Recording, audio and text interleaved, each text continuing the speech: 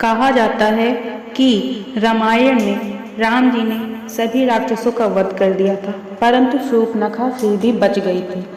रामायण में सभी राक्षसों का वध हुआ था, लेकिन शूर्पणखा का वध नहीं हुआ था। उसकी नाक और कान काटकर छोड़ दिया गया था। वह कपड़े से अपने चेहरे को छुपाकर रखती थी। रावण के मर जाने के बाद वह अपने पति के साथ शुक्राचार्य के पास गई और जंगल में उनके आश्रम में रहने लगी। राक्षसों का वंश खत्म ना हो, इसलिए शुक्राचार्य ने शिव जी की आराधना की। शिव जी ने अपना स्वरूप शिवलिंग शुक्राचार्य को देकर कहा कि जिस दिन कोई वैष्णव इस पर गंगा जल चढ़ा देगा, उस दिन राक्षसों का नाश हो जाएगा। उस आत्मलिंग को शुक्राचार्य ने वैष्णव मतलब हिंदुओं से दूर रेगिस्तान में स्थापित किया, जो आज अरब में मक्का मदीना में है। शूर्पणखा जो उस समय चेहरा ढककर रहती थी, वो परंपरा को उसके बच्चों ने भी पूरा किया और आज भी मुस्लिम औरतें चेहरा ढकी रहती हैं।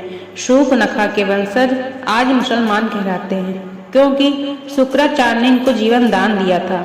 इसलिए ये शुक्रवार को विशेष महत्व देते हैं। पूरी जानकारी तथ्यों पर आधारित है। आइए जानते हैं इस्लाम कैसे पैदा हुआ। असल में इस्लाम कोई धर्म नहीं, एक मजहब है, दिनचर्या है। मजहब का मतलब अपने कबीलों के गिरोह को बढ़ाना। यह बात सब जानते हैं कि मोहम्मद मूल रूप से अरब वासी है। अरब देशों में सिर्फ रेगिस्तान पाया जाता है। वहाँ जंगल नहीं है, पेड़ नहीं है, इसलिए वहाँ बनने के बाद भी जलाने के लिए लकड़ी न होने के कारण जमीन में दफन कर दिया जाता था। रेगिस्तान में हरियाली नहीं होती, ऐसे में रेगिस्तान में हरा चटक रंग देखकर इंसान चला आता, जो कि सूचक का काम करता था।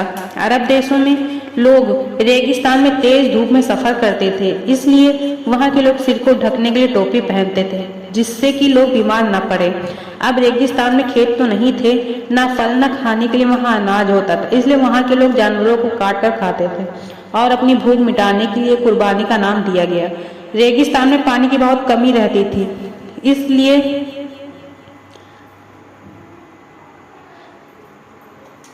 सब लोग एक ही काबिले के खानाबदोश होते थे, इसलिए आपस में भाई बहन ही निकाह कर लेते थे। रेगिस्तान में मिट्टी नहीं मिलती थी मूर्ति बनाने को, इसलिए मूर्ति पूजा नहीं करते थे।